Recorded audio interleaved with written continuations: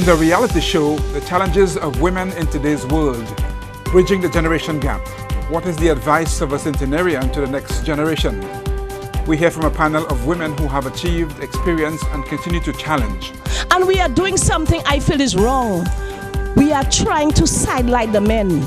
I wish schools had more men, because the boys need to see men, their own picture as men, men with values, men with morals, men who know how to stand up and take the burn when it happens and not give up.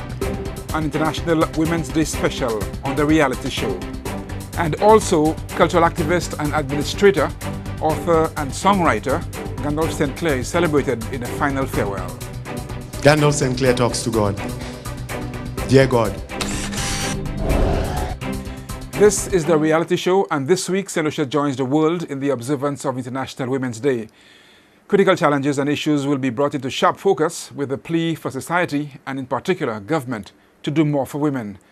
Tonight we feature excerpts of a panel discussion organized by the Folk Research Center as it commemorated the 2017 International Women's Day. The panel featured a centenarian, Eldika Nicholas. She's now 103 and lives in Grarivier. Also on the panel was a teenager, Kenaya Dennis. The panel included educator, Dr. Virginia Albert Poyot, the president of the Civil Service Association, Yvonne Edwin, and sports administrator, development planner, and advocate, Rufina Paul. The moderator, Ms. Dawn French, author and senior government official.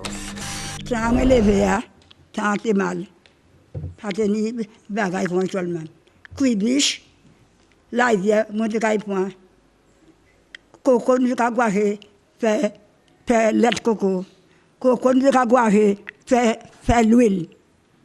Nous avons marché en chimie, en guenmango, en bas pied, nous pas tenir souliers. Les moins combinés, gros îlets. Ça pour sortir là, la mer de Cabamouès, c'est un soulier à plein, à plein sable. Et actuellement, si maman depuis, à bout de maman, il y a des souliers. Moi, c'est moi, frère, moi. Là, qui t'a assis nous, là, il y a un coup de bagasse qui est lié. C'est mauvais.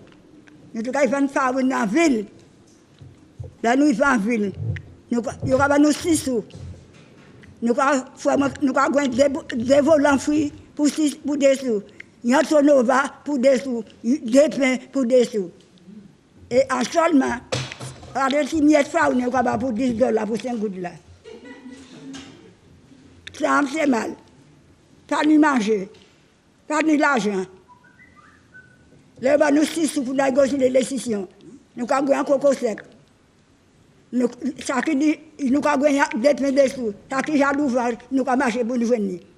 Il y a un magot en papier nous, pour nous joindre souliers, pour me faire en papier nous, pour nous joindre goudron.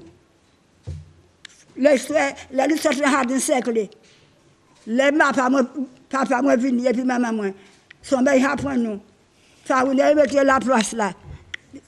Platine a fait cacrin en platine. Il a levé nous dans la nuit pour nous manger cacrin et puis faire une dehors. L'eau qui passe en bas nous. Quand il a des qualités, l'eau qui passe en bas nous. L'eau qui levé nous ensemble comme ça. Nous pas même ça nous fait. Et puis pas tenir rien, pas tenir manger. Nous toujours ni. Nous avons bien la diète, nous fouets, moi c'est moi. Nous sommes bien toujours ni. Et c'est qui a maillé seulement. Il y a pas quand tu en toilette là, c'est pas bien bagarre baroyo. Alors maman est là. Actuellement c'est devenu plus bon. Regardez ça personne pas de catouer monde. Et puis actuellement manière c'est devenu bon. Regardez manière tous les jours on catouer monde. Moi fait 1914. Ma maman mort en 1981. Alors, je crié papa, je crié maman, les soirs quand la journée a dormi. Maman a choisi, c'est pas maman, Patricia qui a dit, faire une de nos de fada. C'est depuis la caille pour nous bailler la corruption. We're hearing this remarkable story, and my question and where I will start off is, are things different then? Or are they any different now? My answer would be, and based on what we've heard, is that our social and our cultural system has been broken somewhere along the lines. We've heard that what persons depended on, coconut, farine, breadfruit, the things that we knew and the things that we were taught, the community raising the child, and parents and teachers and the community were the block that held everything together, has been broken somewhere along the lines. Are the plight of women and are the plight of our society any different from what it was before? I would say no. Because around the world, the struggles of women, the things we are confronted with, even in St. Lucia, are the same as those of women in India or women in China, women in America. The issues are the same.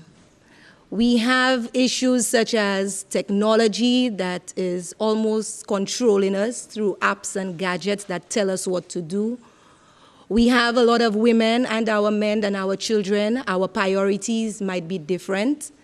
But do we prioritize and ensure that our needs and our wants are compared and we are doing what is required to take us to the next level? So these are some of the questions that I will leave hanging, but of course to get our thoughts thinking. What is it that we are not doing? If it worked so well in the past, if 2 cents and 3 cents and 5 cents bought and got mothers to bring up their families and their children and persons within our generation to be in discipline, to be in loving, to be kind, to be caring, what is it that is lacking? The question in terms of our women, well, I think we all know we're women, but I will want to focus on the issue of women and work in terms of what the issues that confront us from that perspective. In terms of work, there is reproductive work and there's productive work. In terms of reproductive work, it's really the work that nurtures us, that keeps us being the persons we are. And the productive work really is the market work, and that is the work that gets the prominence in terms of identifying persons. And what has happened, based on what she was saying, in her young years, really and truly, reproductive activity sustained the society, in the sense that there was more nurturing, people looked after each other. You bathed naked, nobody figured there was anything wrong with that. We had a different sense of value. The culture, the social interaction was different. People may have been simpler, maybe, but now we've moved on to making the productive sphere, where the market takes over, commercialization takes over. We get a different perspective. Our value systems have changed. We're in a system whereby now you define by your externalities as opposed to who you really are. We fail to realize that the power comes from within. At the end of the day, women are born powerful. The very aspect of bearing a child and breastfeeding, only women can breastfeed children. And that's a powerful thing. You ever breastfeed a child and see men walking around wishing they had breast? That's something nobody but the woman can do. And just at the fact that, when a child comes forth, the first nurturer is a woman. We have it at the cradle to decide what values we impart. And we impart the values from the womb, actually, in terms of what the individual is going to be. So we have the first hand at what mankind will be or should be moving forward. But have we recognized the value of that? Because what has happened is that the productive sphere of life defines value, whereas the reproductive aspect, which is really what keeps us, because as a productive person, you really don't get paid the value of you. I will first of all start my presentation by giving a lexicon for the highly sophisticated but underrated term woman. W stands for willpower, O denotes optimism, M portrays majesty, A stands for affectionate, N symbolizes a woman's nurturing nature. When all these beautiful adjectives are blended together, the result is an extraordinary being, wonderfully, lovingly, and faithfully created by God. In today's world, a woman has several roles. She is a pillar of society, a childbearer, a homemaker, a counselor, a mediator, a cultural and political activist, a problem solver, an illness manager, a decision maker, and the list goes on. Despite the kaleidoscope of roles played by women in society, as well as increased educational opportunities, our women still face challenges in today's cultural and social settings worldwide.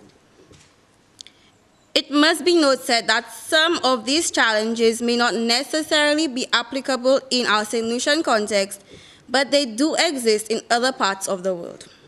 Firstly, a daunting challenge is women's exposure to violence. Globally, women become prey to domestic, physical, and sexual violence. The World Health Organization has indicated that 1 out of 3 women experience physical and sexual abuse in their lifetime. As our world becomes increasingly sophisticated, the incidence of violence against women is on the rise. There are too many stories of rape against young girls, adults, and elderly women. Too many cases of incest, too many cases of women being killed senselessly. Our women and girls are also victims of sex trafficking, which is one of the fastest growing criminal enterprises in the world. Our women need to be treated as extraordinary beings. They need to be respected, appreciated, and protected. They should not be seen as tools of violence. Women should be afforded the opportunity to enjoy happy, healthy, and peaceful lives. Lack of access to education is also a major challenge that women face. Yes, there is advancement in education. Yes, a high number of women are taking advantage of educational opportunities and equipping themselves with the necessary skills and resources to function in our highly technological society. Sadly, this is not the story of two-thirds of our women's population. In accordance with the United States Development Program's report, women make up 2/3 of the world's illiterates. 1/4 of girls aged 14 to 24 in developing countries have never completed primary school. The attainment of education for women plays an instrumental role in helping to build human capital and the overall socio-cultural economic development of a country to make it sustainable.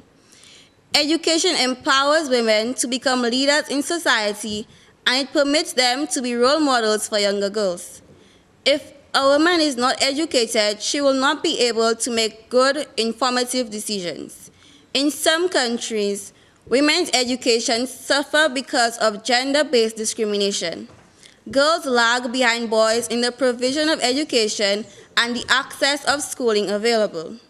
In some other cultures, males are considered the dominant sex and are encouraged to get a solid education, while female members are trained about domestic tasks and how to be superior wives and mothers. All our women need to be empowered so that they can choose careers merely beyond caring for the sick at home or taking care of their husbands and children. Our young girls need to be exposed in an environment where they can achieve just as equal as their male counterparts.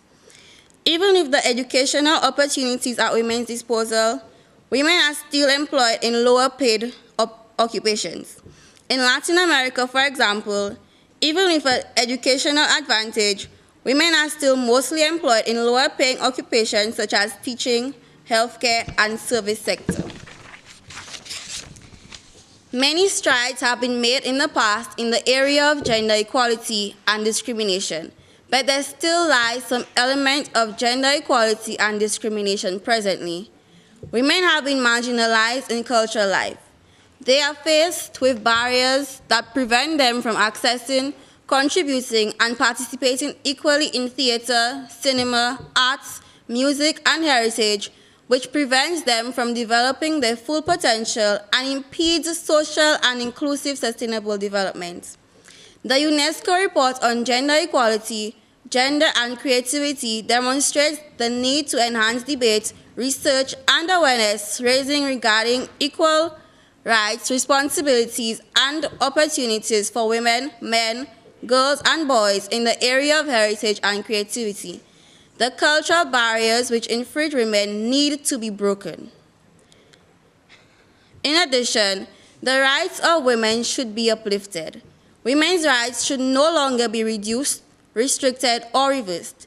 Again, empowering women and girls is the only way to protect their rights and ensure they realize their full potential. Also, ending violence against women is critical. All stakeholders should be engaged in dialogue on issues like sexual health, gender equality, and women's rights. Our women must feel free on the streets and have control over their bodies. Ending violence against women is essential for building a peaceful and prosperous society. As a young girl who was raised with a strong grandmother, mother, and aunts, I have a dream that one day, every woman on the face of this world will stand bold and proud and echo in one voice, I am woman. I am confident. I am strong. I am not violated against. Every woman is a wonderful creation, lovingly, beautifully, and faithfully perfected by God. Thank you. And I must start off by saying that what I consider to be one of the biggest challenges of women is their inability to stay organized. Because with development, you find that women get, and people generally get very individualistic. In the past, it was collective. We were supporting each other, working together in family. But as we develop, people start going on their own. And therefore, that one don't need that one, and I think I can make it on my own. And it is very difficult to keep women organized. And we also ask that the men be organized so that we can deal with some of the issues that you cannot deal with as an individual. But having said that, I think we can only give what we have. For us to help others, we should have done something to show that we have helped ourselves. And if I may speak as a woman in the society in St. Lucia, I will share with you a little bit about myself that you may not have read anywhere, and you must not have heard anywhere. But I was raised in a little rural community, and when I heard my elderly sister on this panel talk about her lifestyle, and when I was raised, it was not very different to that. So you know I've been on this planet for some time, right? And when you see you live in a situation, you feel you need to do something to bring about change. And I can tell you in my little community, in that remote area where we used to go for water in the river, bathe in the river, we were walking the tracks, there were no roads. I was instrumental in fighting for roads in my community. So now people will pass and see it as a highway, but people had to fight to bring about that change. I fought to bring electricity in my community. I fought to bring water in my community. I fought to bring roads and telephone in my community. And that actually transformed the little community. If you pass through there, you would think it's a little place like Cap Estate and Rodney Heights. But somebody had to take on that challenge to bring about that change, to mobilize the people around you, to support and to fight for a vision.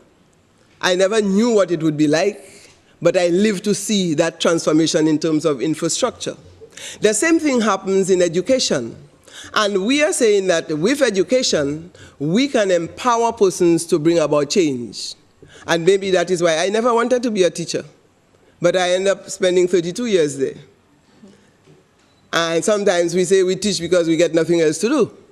But what I'm saying is that when you become a teacher, you are placed in a strategic position to bring about change among the young children that you have to nurture and give that kind of support. Because what happened in today's world, we have lost the family support that used to be there in the past. And the responsibility now lies on the school system. And if you are not a passionate, dedicated teacher to bring about change, to help that child that comes to you, very innocent, then you see that child will walk in and go through the exit door with a certificate not knowing what to do. And I felt that I needed to inspire persons around me. And to inspire, you have to be a role model. You have to be an example of what you preach. And I recall when I went to primary school, I was writing with a slate. I didn't have exercise books and books, it was a slate. And we were even breaking the end of the slate for us to write, because the pencil, we didn't have pencil. That's where I started. And I was placed in a C class. That means, I remember my mother told me when she was in school, they put her in a class called the rubbish. That was the name of the class where she was. How could you categorize children as rubbish? So as a C student, leaving primary school, there were only 4 secondary schools in St. Lucia at the time. There was the St. Mary's College, St. Joseph's Convent, SDA Academy, and Girls Vocational School. I didn't get an opportunity to go to any of them. But I said that should not deter me. I need to continue to pursue what I consider to be my dreams and my career. And therefore, I engaged in study. I did everything that every student who would have gone to a secondary school would have done, because there was that determination to succeed. And when you do these things, you inspire those around you. In our society, we have ended up in a situation where, because of greed and selfishness, we have parted from those values that would drive us. People get very selfish, because if I succeed, I do not want you to succeed. So I will not help you to succeed, because I want to be seen as the star. And because of that selfishness and greed, therefore we gave up a lot of the things that we would have done to help us face the challenges that we have in our society today. This is The Reality Show. We welcome all viewpoints and perspectives. Keep it pointed, original, and constructive.